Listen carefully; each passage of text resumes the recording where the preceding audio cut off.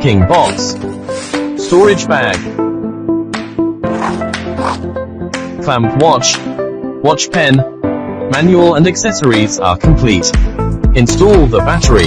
Open the bottom battery compartment cover, and load 2 AAA batteries according to the positive and negative instructions. DC current. Switch to the corresponding gear to measure the DC current in the car's operation. AC current. Switch to the corresponding gear and clamp the single-stranded wire with the pliers. Non-contact sensing, and a beep alarm will sound when a nearby power supply is detected.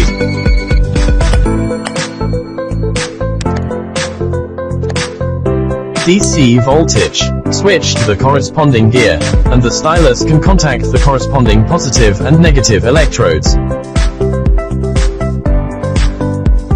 AC voltage. Switch to the corresponding gear. The general household electricity is about 220 volts.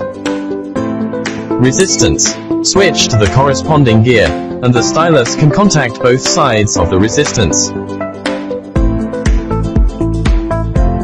Diode. Switch to the corresponding gear, and the stylus can contact the corresponding positive and negative electrodes.